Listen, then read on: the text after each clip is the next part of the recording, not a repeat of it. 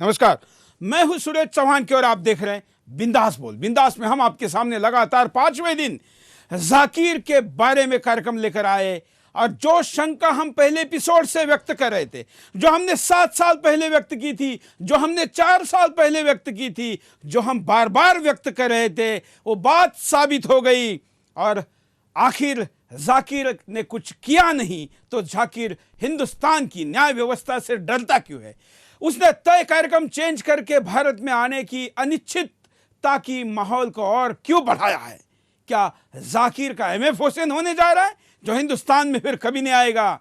आखिर जाकिर के पापों का घड़ा इतना भर चुका है, वो जानता है ये आखिर लोकतंत्र की सिस्टम के अनुसार उसको यहाँ पर जो मस्ती करने की छूट मिली, जो नंगा नाच करने की छूट मिली, उस नंगा नाच का अति उसने कर दिया। और अति जहाँ हो जाए वहाँ माती होना तय है। और इसलिए जाकिर को अब हिंदुस्तान में किसी प्रकार की दया नहीं मिल सकती, किसी प्रकार की छूट नहीं मिल सकती।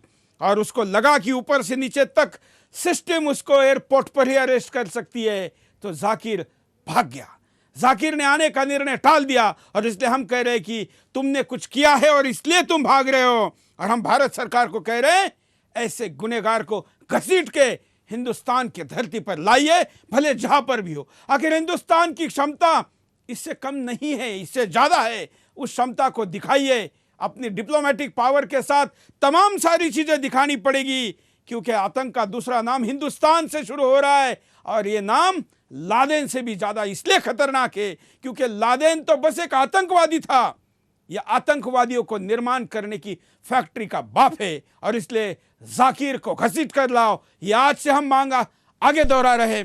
आज के एपिसोड में भी आपको बेखौफ होकर अपनी बात रखने का मौका हम देंगे।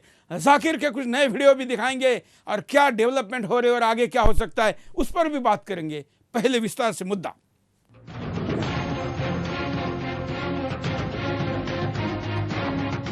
जिसका शक था वही हुआ। भगौड़ा जाकिर वापस हिंदुस्तान नहीं आया। आज जाकिर को वापस भारत आना था, लेकिन वो भारत आने के बजाय सऊदी में ही रुक गया। फिर जाकिर के ऑफिस ने सूचना दी कि जाकिर कल स्काइप से प्रेस को संबोधित करेगा, लेकिन बाद में जाकिर के ऑफिस ने सूचित किया कि अब प्रेस कॉन्फ्रेंस भी रद्द कर दी गई है। जी हां, अब जाकिर भागता फिर रहा है। अब वो मीडिया के सवालों का जवाब नहीं देना चाहता। मीडिया से बात करने के बजाय उसके गुर्गे मीडिया को धमकी भरे मैसेज भेज रहे हैं। जाकिर नाइक मीडिया में अपनी बात रखने के बजाय अरब देशों के बिल में छुप गया है। ऐसा लग रहा है जैसे देश के कानून के सामने वो आना नहीं चाहता। ना तो जाकिर नाइक देश के कानून को अपना काम करने दे रहा है और ना ही कानून का साथ दे रहा है। जिस तरह से जाकिर के समर्थक बोल रहे हैं कि ये जाकिर नाइक के खिलाफ षड्यंत्र है, यही नहीं, कुछ समर्थक तो अब ये भी बेतुका बयान देने लगे हैं कि ये जाकिर की आलोचना इस्लाम की आलोचना है। अब तो ऐसा लगने लगा है जैसे जाकिर के समर्थक जाकिर को इस्लाम से भी ऊंचा मानने लगे हैं। ऐसे में सवाल उठ रहे हैं कि अगर जाकिर निर्दोष है तो फिर छिप क्यों रहा है? क्यों हिंदुस्तान आने से डर रहा है? क्यों कानून का साथ नहीं दे रहा है? क्यों सुरक्षा एजेंसियों के सामने पेश होने से सकपका रहा है? क्यों ये बोल रहा है कि उसके वीडियो से छेड़छाड़ की गई है? तो वो अपनी सफाई पेश करे। भारत एक लोकतांत्रिक देश है। यहाँ सभी को सजा से पहले अपनी बात रखने का मौका दिया जाता है, वो भी एक बार नहीं, कई कई बार। अब भारत कोई आतंकियों का देश तो है नहीं कि जहां आतंकी बिना किसी जुर्म के लोगों का गला काट रहे हों। वैसे जाकिर के भाषणों ने तो ऐसे ही आतंकियों को खड़ा किया है जो मासूम और निर्दोष लोगों का गला काट रहे हैं। लेकिन जाकिर के साथ फिर भी भारत के कानून के तहत कार्रवाई की जाएगी। भारत में तो आतंकियों के इतने समर्थक हैं कि आतंकियों को फांसी से बचाने के लिए रात के 2 बजे कोर्ट तक को खुलवा देते हैं। ऐसे में जाकिर को तो काफी समर्थक मिल जाएंगे। वैसे जाकिर के समर्थक जाकिर पर कार्रवाई को इस्लाम पर हमला नाम देकर पहले ही इसकी शुरुआत कर चुके हैं। ऐसे में सवाल उठ रहे हैं कि क्या जाकिर जैसे लोग भारत में रहकर ऐसी ही कट्टरता फैलाते रहेंगे? क्या ऐसे ही युवाओं को आतंकी बनाते रहेंगे? क्या जाकिर जैसे लोग युवाओं को आतंकी बना के विदेश भागते रहेंगे? क्या हमारी सरकार ऐसे लोगों पर कोई कार्रवाई नहीं करेगी? क्या हमारी सुरक्षा एजेंसियां हाथ पर हाथ रखे बैठी रहेंगी? क्या अरब देशों से हमारे मित्रतापूर्ण संबंध सिर्फ नाम भर के लिए हैं? क्या जाकिर को वहां से घसीट कर नहीं लाना चाहिए?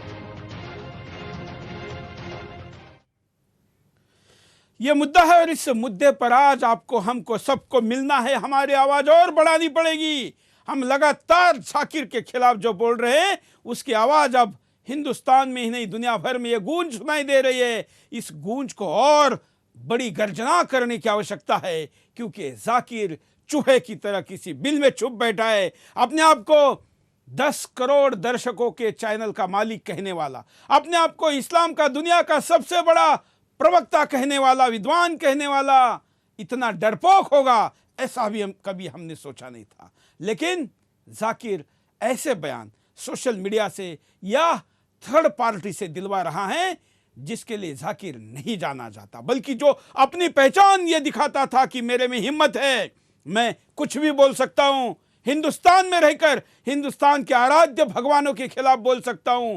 ये जो गुर्मी थी, मस्ती थी, ये सब अब गिर चुकी है। अब जाकिर चूहे की तरह बिल में छुप चुका है और अब उसको बाहर निकालना जरूरी है। यहां पर सरकार का काम आता है, व्यवस्था का काम आता है, अंतर्राष्ट्रीय संबंधों का काम आता है, और वो सब कुछ सरकार करे, इसलिए हमको सरकार को भी जगाने की आवश्यकता है। हमारे साथ इस वक्त 2 विशेष अतिथि जुड़ गए हैं। महेंद्रपाल आर्य जी है, जो कि लगातार आज तीसरे एपिसोड में हमारे साथ है, जिनके नाम से जाकिर भी डरता है। इस्लाम के भी विद्वान हैं और वेदों की भी विद्वान हैं। पंडित जी, आपका स्वागत है बिंदास बोल में। साथ साथ हमारे प्राची अधिकारी अभिनेत्री है, वो भी जुड़ गई है। हम उनसे इस देश के युवा मन में एक पेज 3 इंडिया, या जिसको हम कहते हैं कि हिंदुस्तान वर्सेस इंडिया, उस तरफ रहने वाले लोग क्या सोचते हैं। हालांकि प्राची संपूर्णतः राष्ट्रवादी विचारों की युवा है, लेकिन फिर भी उस क्षेत्र के लोग भी क्या सोचते हैं उसका प्रतिनिधित्व प्राची हमारे साथ जुड़कर इस कार्यक्रम में करेगी। हम दोनों का स्वागत करते हैं। तमाम हिंदुस्तानी और विदेश में रहने वाले तमाम दर्शक, उन करोड़ों दर्शकों का भी मैं स्वागत करता हूं। मैं चाहता हूं कि स्क्रीन पर चल रहे नंबरों पर आप अपनी बात को कहे। आपके वीडियो, आपके वॉइस कॉल, आपके वीडियो कॉल, सबका हम विदाउट एडिट सीधे लाइव टेलीकास्ट करेंगे। हम दिखाएंगे कि हिंदुस्तान की अभिव्यक्ति क्या है, जाकिर पर देश क्या सोचता है, क्या कहना चाहता है। आपके ऐसे सारे अभिव्यक्ति को दर्शकों के सामने लेकर जाएंगे। सबसे पहले महेंद्रपाल आर्य जी के पास चलते हैं। आर्य जी, जो हम कहते थे कि यह डरपोक है और जब शेर जाग जाता है तो ऐसे सारे पशु प्राणी भाग जाते हैं, हिंदुस्तान जाग गया तो जाकिर किसी बिल में छुप गया, क्या कहेंगे?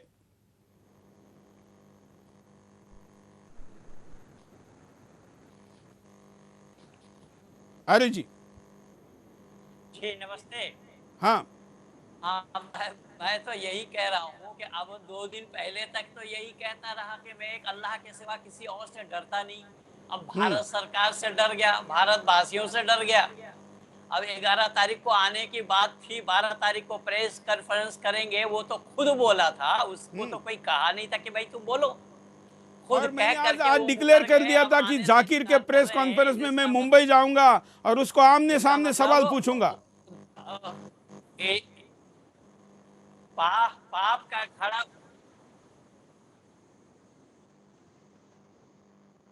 उसके पाप का घड़ा भर गया है, इस कारण।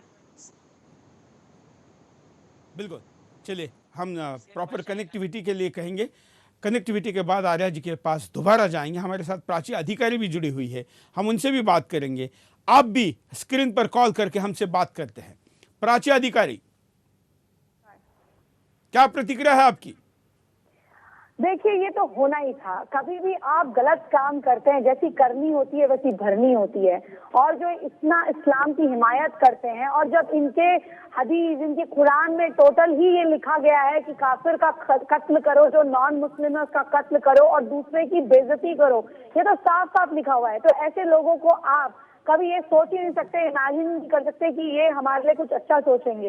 इसीलिए अगर वो सच्चा इंसान होता, वो फेस करता, आता और वो कहता कि मैं देश का नागरिक हूँ, रिस्पॉन्सिबल नागरिक हूँ, अगर मुझसे गलती हुई है तो अगर कहीं पर मेरे भाषणों से किसी को प्रोवोकेटिव ऐसा लगा है, प्रोवोकेशन हुआ है, तो मैं उसके लिए क्षमा मांगता हूँ या कुछ भी अपनी दलील देता हूँ। लेकिन वो आया ही नहीं, क्योंकि उसे पता है कि वो जिहाद बढ़ा रहा है, इस्लाम को इस तरह से पेश कर रहा है जिस तरह से उसे देखिए, आप इस्लाम का मतलब जिहाद और जिहाद का मतलब हम जाकिर इस्लाम को पर्याप्त समझा रहा है, उससे इस्लाम वैसे ही खुद परेशान, इसलिए हम इस्लाम को डिफाइन करने का प्रयास न करें क्योंकि हम उसको ज़्यादा जानते नहीं हैं। जाकिर ने समझाया, उससे हिंदुस्तान डर गया है, दुनिया डर गई है। इसलिए मुझे लगता है कि अपने कार्यक्षेत्र के बाहर जाकर बयान करने के बजाय हम जाकिर के गतिविधियों के ऊपर अगर कमेंट करें तो ज़्यादा अच्छा होगा। गतिविधि तो उसकी आपको पता ही है कि टेररिज्म को बढ़ावा देने वाली, अभी बांग्लादेश में जो एक कांड हुआ है उसमें ये लड़के जो पकड़े गए हैं और जो एक लड़का पकड़ा गया है वो और जो मरे हैं वो सब उसको फॉलो करते थे। इवन जो अभी ये लड़का बुरहन जो मारा गया है ये भी इसको फॉलो करता था। इवन जब एक न्यूज चैनल उसकी दिखा रहा था कि उसका पेज दिखा रहा था, उस पेज में उसने शेयर करी हुई थी पोस्ट जाकिर नायक की। तो मतलब जो चीज कुछ चैनल्स गौर नहीं कर पाए वो हम जैसे दर्शक या हम जैसे लोग बैठे बैठे यहाँ पर चेक कर लेते हैं कि वो किसको फॉलो कर रहा है। तो इस तरह से ये जिहाद और टेररिज्म को फॉलो करने वाले लोग, आप इनसे क्या उम्मीद रखते हैं कि ये आएंगे और ये कहेंगे कि हमें माफ कर दो? ये इस तरह के लोग ही नहीं है। इनको जाने लेनी है, इनको सिर्फ ये मतलब है कि इनकी जो रोटियां हैं वो कैसे सिकती हैं, इनकी फंडिंग कैसे होती है। महेंद्र पाल आर्य जी के पास चलते हैं। आर्य जी, क्या ये इस प्रकार की भागने की व्यवस्था ऐसे विद्वान कहे जाने वाले व्यक्ति की हरकत को देखकर क्या लगता है?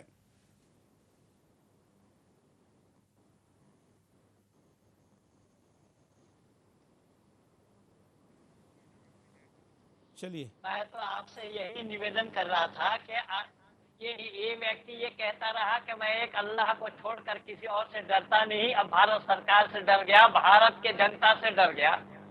हम भारत के जनता, भारत सरकार से यही मांग करेंगे कि जिन्होंने मानवता पर कुठाराघात किया है, जिन्होंने मानवता पर इतना बड़ा हत्या किया है मानवता की, उसे भारत सरकार को चाहे हमारा जितना भी सहयोग, चाहे भारत सरकार को हमें सहयोग दे करके उस जाकिर नाइक को भारत में वापस लाने की हमें मांग करनी चाहिए। इसमें भारत सरकार भी हमारा सहयोग दे और हम भी भारत सरकार को सहयोग देने के लिए तैयार हैं तन मन, क्योंकि उन्होंने जो काम किया है वो काम अपने आप में शर्मनाक है और उसके पाप का घड़ा बिल्कुल भर गया है, जिसके कारण अब तक वो जो डींग हाँकते रहे वो सारा डींग उसका फेल हो गया है। ये दुनिया के लोग देख रहे हैं और आपके चैनल के माध्यम से, क्योंकि आपने इस काम को छेड़ा हुआ था जब दुनिया के लोग जानते ही नहीं थे इसे। बिल्कुल। और इसका पाप क्या है, इसके हरकतें क्या है, ये हिंदुस्तान का, दुनिया का, मानवता का कितना नुकसान कर सकता है, इसको हमने 7 साल पहले पहचाना था और इसलिए इसकी संभावित क्या कितना बड़ा नुकसान ये कर सकता है उस सारे संभावनाओं को बताया था। हमारे साथ कई कॉलर जुड़े हैं, उनके पास चलता है। जय हिंद। मुझे ये कहना है, जाकिर नाइक ने उसामा बिन लादेन को आतंकी नहीं माना। उधर भारत में भी चाकू मेमन की कई लोगों ने फांसी का विरोध किया, 20 एनजीओ ने इसको फंड किया फांसी को। जो लोग आतंकवादी से भी ज्यादा खतरनाक गए, जो ओवैसी जहाँ सलमान खान तथा इनकी फिल्मों को पैसे लेकर प्रचार वो अच्छा बताने वाले देशद्रोही जैसे कुछ राजेश, ये और खतरनाक है। चलिए, ये हमें आपको बताते हैं कि ये जो आतंकवादी महिलाओं को बलात्कार करते हैं पकड़ने के बाद, शत्रु के महिलाओं के प्रति क्या दृष्टिकोण है, देखिए जाकिर क्या कहता है। Brother asked the question that at the time of the Prophet, there were women who were slave women, and you were allowed to have sex with them even without marrying. So why was it allowed? What is the privilege? And is the vice versa permitted or not? There are many verses in the Quran which says that you can have sex with whom those are your wife and what your right hand possesses. Right hand possesses means they were the slaves, and at the time of the Prophet, the wars used to take place, and when wars used to take place, they were captives. When they were captive from both the sides, the men and the women, they became slaves. Though if you analyze, there are verses in the Quran, which also says in Surah Nisa chapter number 4, that if you do not have the means to get married, then marry a slave woman and give her freedom in mahar. So here the Quran says and encourages that if you don't have the means to get married, so marry a slave woman and give her freedom as mahar. So now the thing is that, so it's preferable to marry. Vice versa, it's not possible. Vice versa is not possible. It is only for the female women slaves that the man can have sex. The Quran doesn't say the vice versa. And this again, if you analyze, that if you see, at that time promiscuity was very common. So if you see what is done in Guantanamo Bay, and the way the prisoners of war are ill-treated, you know, they're imprisoned. In the Islamic law, the slave is free to move around. Imagine, prisoner of war, but free to move around. Great. Major thing, you're giving them a place to walk. They can go to the market, they cannot run away. But if they run, what are you going to do? You have to catch up with them. But imagine a prisoner of war is not chained. In the normal prisoner of war, you have prison camps with electric wires, they can't go out. All sorts of nonsense goes there, you know. All sorts of sexual abuse goes there. Do you know that? What nonsense goes? So, the Islamic law, even if I agree, how they treat the slave is far superior than the... हमारे साथ मोहम्मद अफजाल जी जुड़ गए हैं। मोहम्मद अफजाल जी, सुदर्शन बाण आने के लिए आप ही एक मुसलमान हमको मिलते हैं और आपको ये सारे सवाल पूछने पड़ते हैं क्योंकि जाकिर का तो कोई बंदा आने को तैयार नहीं है, क्योंकि वो अल्लाह के बंदे से ज़्यादा जाकिर के बंदे हो गए हैं और इसलिए डरते हैं। एक मंच से इतने बड़े समुदाय के सामने, मीडिया के सामने, टीवी चैनल से, विभिन्न भाषाओं में, और जाकिर के खुद की भाषा में कहे तो 10 करोड़ लोगों तक वो बता रहा है कि कैसे हम प्रिजनर्स को या कैदी को या शत्रु, एक आसान भाषा में कहे तो शत्रु की महिलाओं के साथ बलात्कार या शारीरिक संबंध किए जा सकते हैं। क्या ये धर्म है या धर्म का बताने का तरीका है?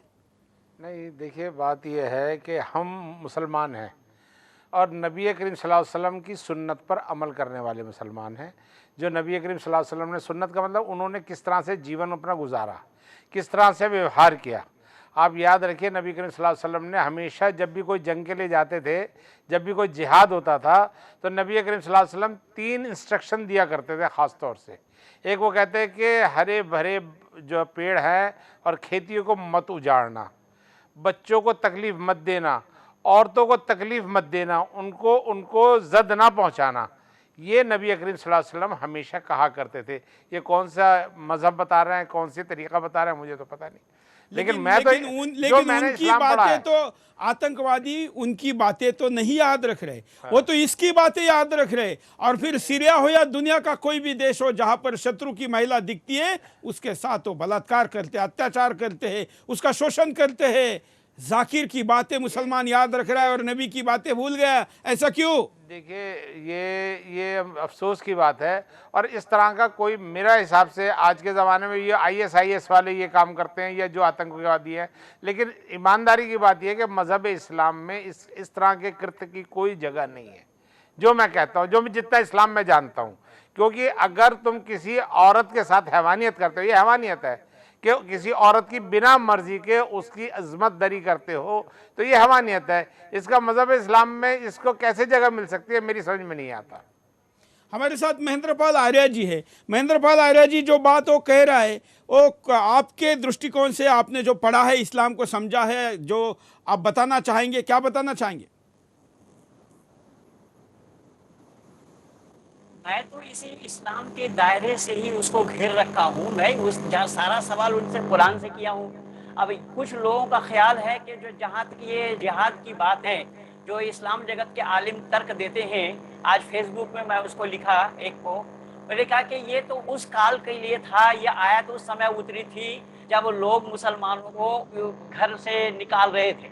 तो मैंने सब जवाब ये लिखा कि भाई उन काल के लिए अगर ये आयत उतरी और आज इसकी आवश्यकता नहीं है, तो आज कुरान में उसको रहने की क्या जरूरत है? उसको तो हटा लेना चाहिए, मनसूख कर लेना चाहिए। कुरान कह भी रहा है इस बात को, वैसा बदल।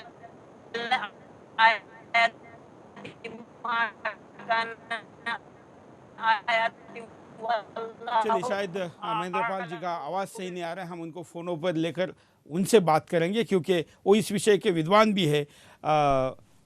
अफजाल जी हमारे साथ है। अफजाल जी, जो बात वो कह रहे, क्या कुरान में कोई चीज प्रासंगिक नहीं है तो उसको कुछ समय के लिए दूर करने की, टालने की या व्यवहार में न लाने की कोई व्यवस्था है?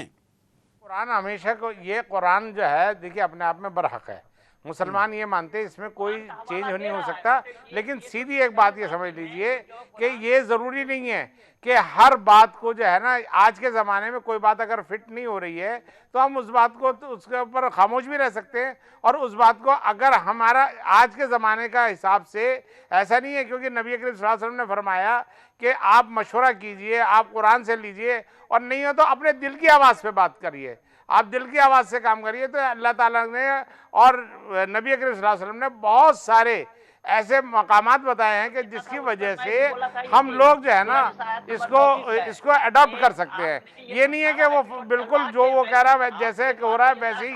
जाकिर नायक अगर आज के ज़माने में ये कहते हैं तो ये आज के ज़माने में फिट नहीं बैठती, अगर वो ये कह भी रहे हैं तो ये आज के ज़माने में फिट नहीं बैठती।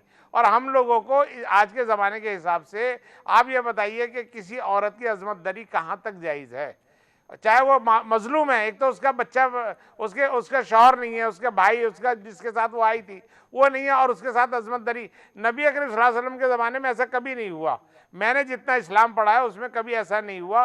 नबी करीम सल्लल्लाहु अलैहि वसल्लम, हमारे साथ कई कॉलर जुड़े हैं। पिछले कुछ एपिसोड में हम कॉलर को ज्यादा टाइम नहीं दे पाए थे, आज कुछ कॉलर को बात करने का मौका देते हैं। जय हिंद सर, मैं केबी पाटिल बोल रहा हूँ भोपाल से। हाँ चौहान साहब बोलिए। हाँ, मैं केबी पाटिल बोल रहा हूँ। मैं ये बोल रहा था कि ये अबू आजमी या भी अपने आप को शेर समझता है या भी चूहे के बिल में जाके क्यों छिप गया है। और अपने देश की ये लाचारी है सर कि कांग्रेस मुस्लिम तुष्टीकरण करती है। हेलो, हाँ हाँ बोलते रहिए। हाँ, मुस्लिम तुष्टीकरण करती है, ये अपने देश की लाचारी है। और ये अबू आजमी, इसके भी भाषणों की जांच होना चाहिए जो इसका समर्थन कर रहा है। यह अबू आजमी वही अबू आजमी है जो मुंबई ब्लास्ट के लिए पुलिस ने इसको पकड़ा था, लेकिन न जाने तब की क्या ऐसी राजनीतिक स्थिति या कौन इसको सपोर्ट मिल गया और ये छूट गया। नहीं तो ये मुंबई ब्लास्ट में एक आरोपी के तौर पर भी पुलिस ने इसको पकड़ा था। इसकी दोबारा जांच होनी चाहिए। अबू आजमी के दाऊद के कनेक्शन की चर्चा मुंबई में आम है और कानून या भारत की व्यवस्था उसको केवल पकड़ नहीं पाई, इतनी ही कमी है। लेकिन सत्य लोग जानते हैं, दोबारा उसकी भी जांच होने की जरूरत है, क्योंकि केवल जाकिर नहीं, जाकिर जैसे आतंकवादियों का जो समर्थक होता है वो भी आतंकवादी होता है, और इसलिए ऐसे आतंकवादियों की जांच जरूरी है। हम आपको जाकिर का एक और वीडियो दिखाते हैं कि इस्लाम छोड़कर जाने या इस्लाम में आने से मना करने वाले व्यक्ति काफिर का क्या किया जाए। जाकिर क्या कहता है। जी डॉक्टर साहब, एक और सवाल जो पूछा गया है आपसे वो ये है कि कोई शख्स इस्लामी रियासत में रहता है, काफिर है, अपना मजहब इख्तियार करता है, और जाहिर है कि मजहब में कहा गया कि जबर नहीं है, रिलीजन में बाय फोर्स इसको आप नहीं कर सकते इम्प्लीमेंट। एक शख्स फैसला करता है कि मैं किसी दूसरे मजहब में चला जाऊं, मैं ईसाई हो जाऊं, यहूदी हो जाऊं, जबर तो नहीं है, लेकिन मुर्तद की सजा मौत है। क्यों? अगर उसको कोई दूसरा रिलीजन अपील करे और वो उसे इख्तियार कर ले, या वापस चला जाए, मुसलमान हुआ लेकिन कुछ दिनों बाद उसे एहसास हुआ कि नहीं मुझे वापस, सजा मौत क्यों है मजहब में? अगर कोई मुसलमान गैर मुसलमान बनता है तो इसकी अगर वो प्रोपोगेट करता है अपना रिलीजन, नया religion, it is as good as treason. तो इस्लाम के अंदर सजाए मौत है। और आप कई ममालिक का रूल पढ़ेंगे, द पनिशमेंट फॉर ट्रीजन, अगर कोई आर्मी जनरल अपने ब्लूप्रिंट्स, अपने आर्मी की सीक्रेट्स कोई दूसरे मुल्क को बेचता है तो उसके लिए डेथ पेनल्टी है या it is imprisonment for life. तो उसी तरीके से जब बाकी ममालिक के अंदर ये लॉ है, तो इस्लाम के अंदर भी अगर कोई मुसलमान गैर मुसलमान बनता है और अपने नई दीन को फैलाता है, प्रोपोगेट करता है, उसके लिए the penalty is death. Afzal ji, कोई अगर इस्लाम में आए, लोग तो डर जाएंगे। अभी तक अच्छा हुआ कई लोग नहीं आए होंगे, उनको पता नहीं होगा, अब तो डर जाएंगे कि इस्लाम में आए और अगर वापसी का रास्ता बंद है, वापस जाने की कोशिश करते हैं तो मार दिए जाएंगे। बताइए आज के ज़माने में कैसे फिट हो सकता है ये? आप और हम सब अच्छी तरीके से जानते हैं। डॉक्टर जाकिर नायक ऐसा कुछ करके तो दिखा दे। इनके बस का था, ये इनके बस का है, इनके बस का इतना तो है नहीं कि हिंदुस्तान में आकर हिंदुस्तान के कानून को फेस कर सके, हिंदुस्तान की जो जनता जो उनसे सवाल कर रही है उनको फेस कर सके। वो आज यहाँ आने के लिए तो तैयार नहीं है। तो अब इसकी पोल खोल गई ना, इसकी औकात तो अब पता चल गई। ये क्या कितने पानी में अब पता चल गया। अब तक तो बड़ी शेरों वाली बात करता था, अमेरिका को चैलेंज करता था, हिंदुस्तान के मुंबई पुलिस के कांस्टेबल को फेस करने की औकात नहीं। अब तक तो इतनी बड़ी बड़ी बातें करता था, लेकिन वो जो बोल रहा है वो धर्म को आधार बताकर कुरान के प्रकाश में बोलने का दावा करता है।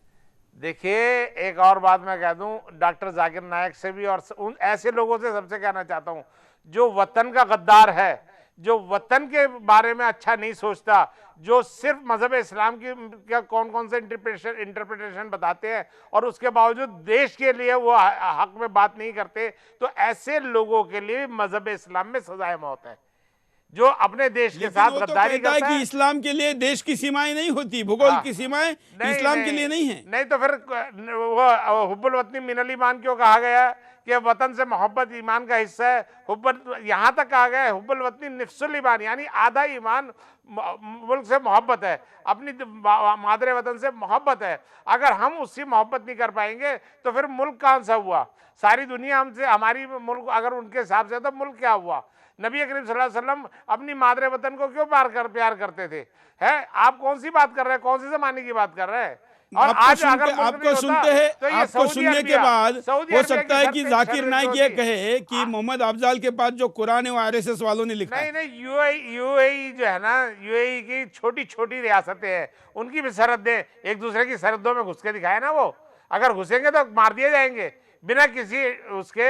अगर उनके पास कोई अंदर घुसने का कोई परमिट नहीं है या कोई उनके पास पासपोर्ट नहीं है तो उनको अरेस्ट कर लिया जाएगा। आप सऊदी लेकिन उसको तो वहां पर सर आंखों पे बिठाया जाता है। सऊदी अरबिया वहां तो सऊदी अरेबिया में अब उसको शरण दी जाएगी, उसको बड़ा महल दिया जाएगा। आपको मैं बता दूं, सऊदी अरबिया में अगर कोई हिंदुस्तानी किसी एक शहर में जाके काम कर रहा है, अगर किसी दूसरे शहर में चला गया और उसके बाद अकामा नहीं है, अकामा एक ऐसा है परमिट जिसको कहते हैं हम, वो परमिट अगर उसके पास नहीं है उसे अरेस्ट कर लिया जाएगा बिना किसी उसके, और उसको जब तक के नहीं छोड़ा जाएगा जब तक के उसका जुर्माना है या उसका जो शेख आके उसको लेके नहीं जाएगा जिसके यहाँ वो काम करता है, और यार नहीं तो उसको जब तक के सजा दी जाएगी और उसके बाद उसको हिंदुस्तान फेंक दिया जाएगा वापस।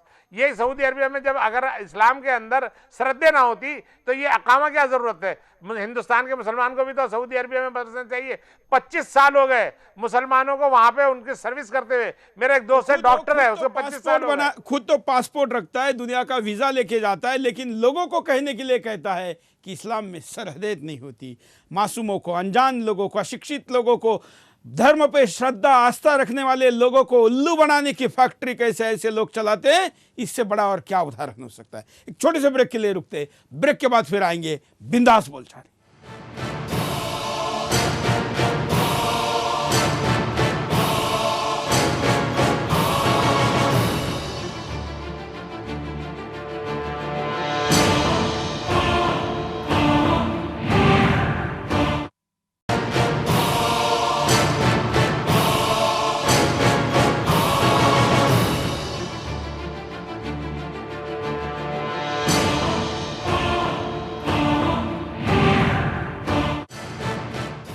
ब्रेक के बाद आपका एक बार फिर से स्वागत है। आप देख रहे हैं बिंदास बोल, और बिंदास में हम आपके सामने लगातार मुद्दा लेकर आ रहे जाकिर का। जाकिर भाग गया, डर गया, छुप गया। जाकिर जो हिम्मत की बात करता था और मैं केवल खुदा से डरता था, कहता था मुंबई के पुलिस के कांस्टेबल के सामने आने की उसकी औकात नहीं है, उसने दिखा दिया। और हिंदुस्तान की, उसके कॉन्स्टिट्यूशन की बड़ी रिस्पेक्ट करता हूं ऐसा बार बार बोलने वाला जाकिर अब कहा है। उसका पक्ष लेने वाले, उसका समर्थन करने वाले, उसके लिए खड़े होने वाले महेश भट्ट जैसे कहाँ हैं? उनको पूछिए, महेश भट्ट जैसे को पकड़िए जो जाकिर का पक्ष ले रहे थे। आखिर चोरों का साथीदार तो चोर होता है, और महेश भट्ट के साथ तमाम वो लोग जो कभी जाकिर के साथ, जाकिर को बचाने के लिए ब्रिटेन ने, कनाडा ने जब जाकिर के ऊपर बैन लगाया, अपने देश में आने के लिए बंदी की, तब उसके साथ खड़े होने वाले लोगों को भी पकड़िए, या कहीं ये भी भाग ना जाए, इस पर भी ध्यान रखिए। सरकार को ये सब इसलिए हम बता रहे हैं क्योंकि अब हिंदुस्तान जाग गया। इसकी जानीब, इसका एहसास, इसकी अनुभूति ऐसे चोरों को हो गई है, और इसलिए अब वो हिंदुस्तान में आने से डर है। कॉलर के पास चलता है। जय हिंद, बोलिए, हेलो हेलो, क्या कहना है आपको? हाँ हेलो, नमस्कार सुरेश जी, नमस्कार। बोलिए। पहले तो थैंक यू, आपने मेरा फोन उठाया आज। ये जो अब्दुल साहब बोल रहे थे ना, ये कि पैगंबर ने, हमारे मोहम्मद ने ये बोला है औरतों को मत मारो, बच्चों को मत मारो, फिर वो उनको क्यों लूट के ले जाते थे, शादियां करते थे उनसे। एक जंग में एक बात भी हुई है, जो जिसको मारता था उसकी बीवी उसको जाती थी, लेकिन एक औरत खूबसूरत थी तो मोहम्मद ने उसको बोला कि मुझे वही आई है अल्लाह की तरफ से कि इसकी शादी तुम अपने साथ करो। ऐसा क्यों होता था?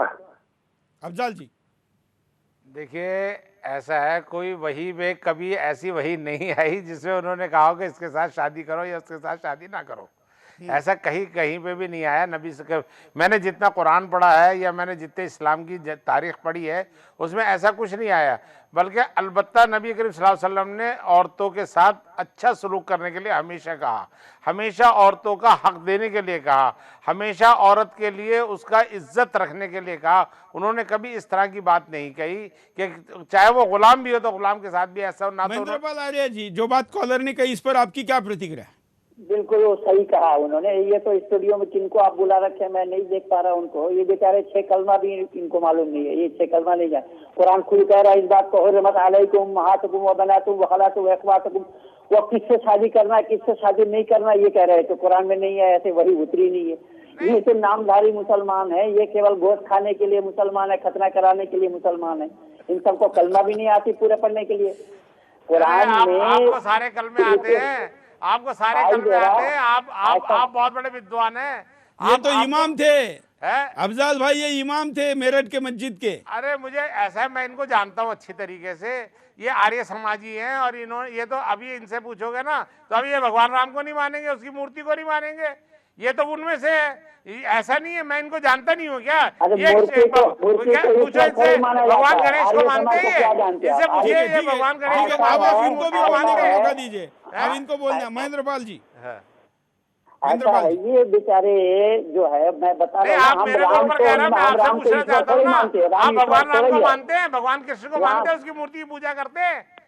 आप वैदिकारी हैं, कहाँ जो हम मूर्ति पूजा करेंगे? मूर्ति पूजा वेद में नहीं है, हम मूर्ति पूजा क्यों करेंगे? अब बाकी हिंदू गलत है क्या? नहीं, बाकी हिंदू गलत है क्या? वो जो बाकी हिंदू जो मूर्ति पूजा करते हैं वो गलत है? आपके निगाह में वो गलत है? वो सब हिंदू नहीं है, आप ही हिंदू है। आप इस तरह की बातें करेंगे तो इस तरह के, ये आप और जाकिर नायक में ज्यादा फर्क नहीं है अगर आप इस तरह की बातें करेंगे। आप एक बात सुनिए, आप दोनों तरफ आप एक बात सुनिए, जब आपको अगर बात करनी है तो ऐसी बात करिए जिसके अंदर कोई क्वेश्चन उठता है तो उसका जवाब दीजिए। किसी की पर्सनल उस पर अटैक करने का आपको अधिकार नहीं है। अब मैंने आपके ऊपर अधिकार किया, अब मैं पूछ रहा हूँ ना, आप मूर्ति पूजा क्यों नहीं करते? वो हिंदू नहीं है क्या? आप उनसे कह दो आप हिंदू नहीं हो, सारे निकल जाए देश से बाहर। कौन आप? जानते नहीं है कुरान के ऊपर। फिर आप और जाकिर नायक में फर्क क्या है फिर हमारे हिसाब से? और कुरान को मुझसे ज्यादा आप जानते हैं तो दूसरे मनफी अंदाज में, दूसरे आप मनफी अंदाज में जानते हैं, मैं पॉजिटिव अंदाज में कुरान को जानता हूँ। मैं आपको अगर चार आयतें पढ़ लेते, आप मानते हो कुरान को? आप कुरान को मानते हो? नहीं, आप कुरान को मानते हो। जब कुरान को मानते नहीं तो आपको कुरान के बारे में बोलने का भी अधिकार नहीं है। आप बोल नहीं सकते कुरान के बारे में। आप क्या बोल रहे हैं? आप जो है ना, आप अपनी मनगढ़ंत बातें करोगे। इस तरह से कुरान नहीं माना जाता जिस तरह से आप बात कर रहे हैं। आप पहले ये कहो मैं कुरान को मानता हूँ, कुरान और हदीस को मानता हूँ, तब आप इस तरह की बात करिए। मानने लायक बात होगा उसी को ना मानेंगे हैं? जो मानने लायक बात है तो बोला हूँ पूरी इस्लाम मानने लायक की बात नहीं है। आप ये बताइए, जो हिंदुस्तान के 60 करोड़ हिंदू जो है मूर्ति पूजा करते, 2, 4, 5 करोड़ अगर आर्य समाजी है तो उसके बाद 7 करोड़ हिंदुओं के खिलाफ बोलोगे क्या आप? इसमें आर्य समाजी के क्या मतलब है? यहाँ आर्य समाजी कहाँ से? आप आर्य समाजी है ना, आप मूर्ति पूजक नहीं है। आप मूर्ति पूजक, आप हमेशा जब बोलते हो इस तरह की बात बोलते हो। आप देखिए, एक बात सुनिए, जाकिर नायक, एक बात सुनो, आप जाकिर नायक के आप जाकिर नायक के खिलाफ बोलो, किसी के विरोध में बोलो, बोलना चाहिए, मैं इसको नहीं रोकता। लेकिन किसी के मजहब के ऊपर अटैक करोगे, ऐसा किसी के मजहब पे अटैक करने का आपका अधिकार नहीं है। आपका अधिकार नहीं है, आपका अधिकार नहीं है किसी के मजहब पे। आप ये कहना कि खतरे कराने का मुसलमान है, मुसलमान है। आप काहे के हिंदू हैं? आप कहेंगे हिंदू है, आप हिंदू नहीं चलिए माने जा सकते। चलिए, हमारे यहाँ पर वैसे शास्त्रार्थ करने के लिए टीवी डिबेट नहीं होते, हम तो एक जाकिर के द्वारा इमोशनली धर्म के प्रति लोगों के मन में आस्था दिखाकर, लोगों के सामने भगवान के प्रतिनिधि होने का ढोंग कर कर, एक विद्वान होने का ढोंग कर कर, भगवान पर श्रद्धा रखने वाले लोगों को कैसे दिशाहीन करके आतंकवादी बनाया जाता है, उसको हम नंगा करना चाहते हैं। हम यह शास्त्रार्थ करने के लिए नहीं आए हैं, लेकिन अगर कोई विद्वान इस बातों को जानता है तो मुझे लगता है कि हमारी विद्वत्ता लोगों को बचाने, समझाने और आगे लेके जाने की दिशा में होनी चाहिए। कई कॉलर हमारे साथ जुड़े हैं, उनके पास भी चलेंगे, लेकिन जाकिर का एक और वीडियो देख लेते हैं। जोर जबरदस्ती कर रहा है इस्लाम कबूल करने के लिए? नहीं, कोई भी दबाव पहले करते लेकिन अभी कोई नहीं करता। दोहराइए, आप तीनों साथ में दोहरा सकते और फिर इंशाल्लाह हम आगे सेशन को बढ़ाएंगे। अरबी में कहूँगा, आप दोहराइए। अशहदु अल्लाह इलाहा इल्लल्लाह व अशहदु अन्ना मुहम्मदन अब्दुहु व रसूलुहु। मैं शहादत देता हूँ कि अल्लाह के अलावा कोई माबूद नहीं और मोहम्मद सल्लल्लाहु अलैहि वसल्लम उसके बंदे और पैगंबर है। टीवी के द्वारा जाकिर के अनुसार 10 करोड़ लोगों के सामने धर्मांतरण कराया जाता है। अफजाल जी के पास चलता हूं। अफजाल जी, जो बात ये बार बार कहता है, क्या ये इस्लाम की ऑफिशियल यही वर्जन है कि वो कहता है कि हम किसी और को नहीं मानेंगे, खास करके जब वो बोलता है कि भगवान के तौर पर और नबी के तौर पर, तो फिर बाकी लोगों को क्यों नहीं मानेंगे? नहीं, देखिए एक बात सुनिए, ये कुरान बार बार इस बात को कहता है कि जो दूसरे मजहब को बुरा मत कहिए, किसी के मजहब को बुरा मत कहो। अगर तुम किसी दूसरे के मजहब को बुरा कहोगे तो वो तुम्हारे मजहब को बुरा कहेगा। इसलिए आप कहाँ है, जरा इसको बताने बनाए मेहरबानी।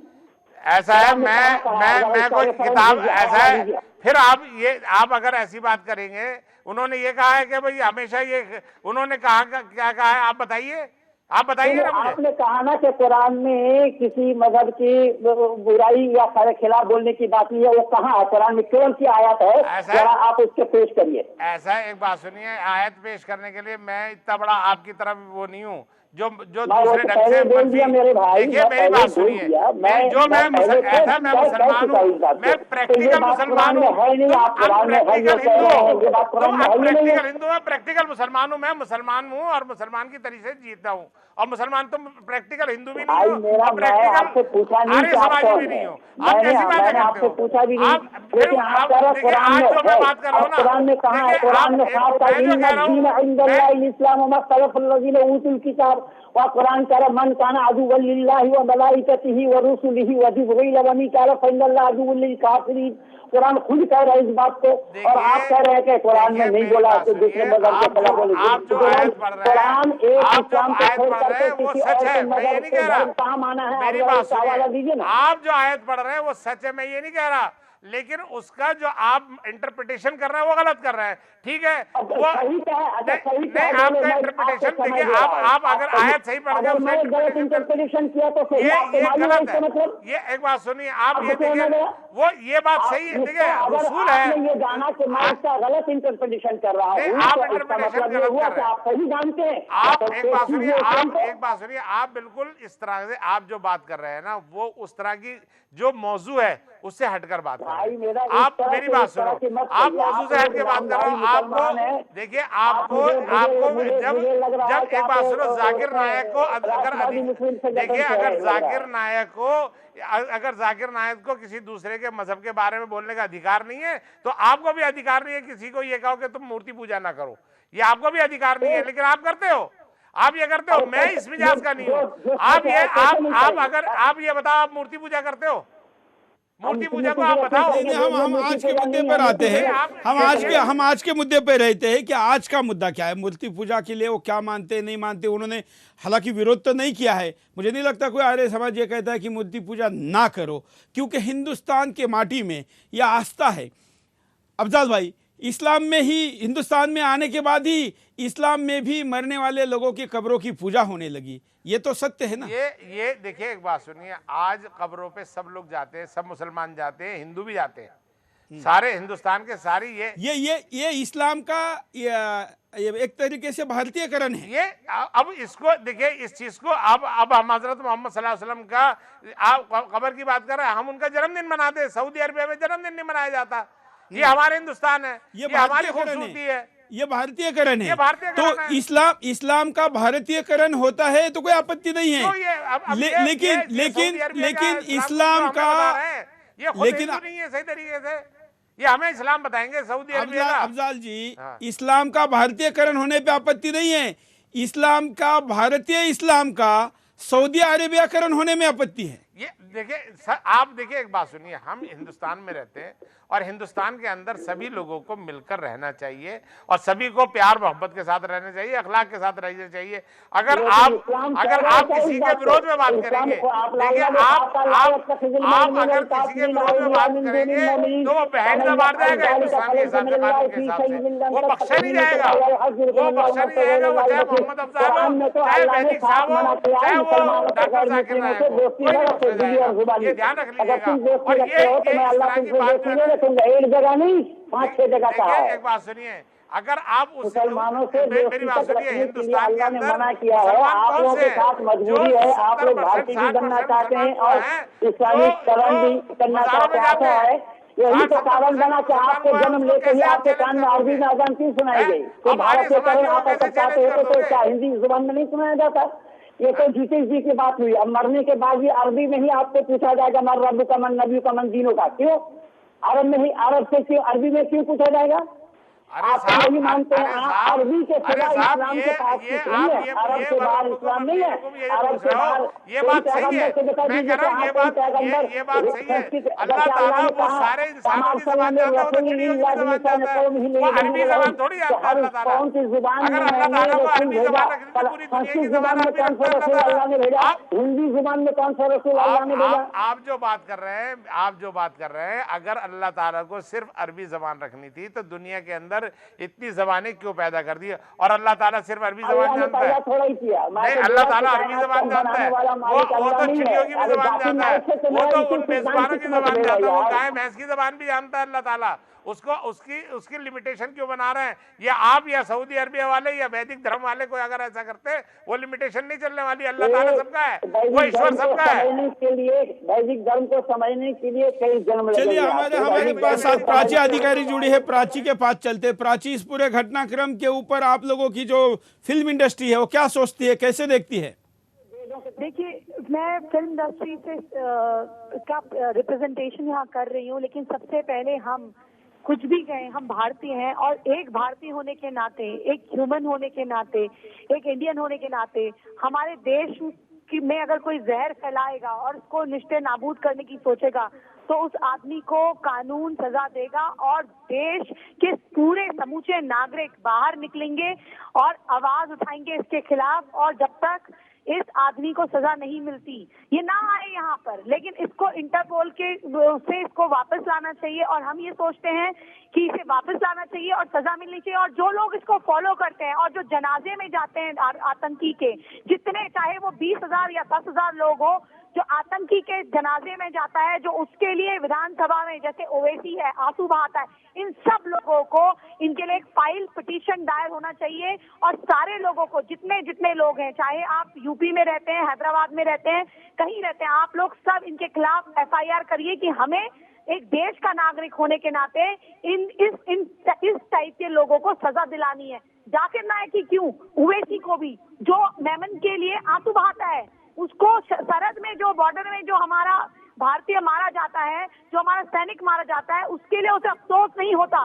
क्यों? क्योंकि ओवैसी तो आतंकवादियों के लिए, जो सरकारी एजेंसियों ने पूरी जांच पड़ताल के बाद जिन आतंकवादियों को पकड़ा है, उनको सरकार के विरोध में मदद की बात करता है। ओवैसी और जाकिर नाइक में कोई फर्क नहीं है। हालांकि दोनों अब दिखावे के लिए एक दूसरे का समर्थन नहीं करें, लेकिन एक समय प्रधानमंत्री को जो 9 मुस्लिम सांसद मिलने गए थे, उसमें जाकिर नाइक के लिए ओवैसी भी था। ये ओवैसी नकार नहीं सकता। कई कॉलर हमारे साथ जुड़े हैं, लेकिन कुछ वीडियो भी है, कुछ घटनाक्रम भी है। घटनाक्रम में हम आपको दिखाते हैं कि आज तक जाकिर के मैटर में क्या हुआ। अब आपको बताते हैं जाकिर के षड्यंत्र का घटनाक्रम। 1 जुलाई को बांग्लादेश में आतंकियों ने लोगों को बंधक बनाया। 2 जुलाई को रात में 20 विदेशी लोगों की आतंकियों ने गला रेत कर हत्या की। 3 जुलाई को आईएसआईएस ने बांग्लादेश हमले की जिम्मेदारी ली। बांग्लादेश की सरकार ने 4 जुलाई को बताया कि हमला आईसिस ने नहीं किया। बांग्लादेश के गृह मंत्री ने बताया कि हमला स्थानीय आतंकवादी संगठन ने किया।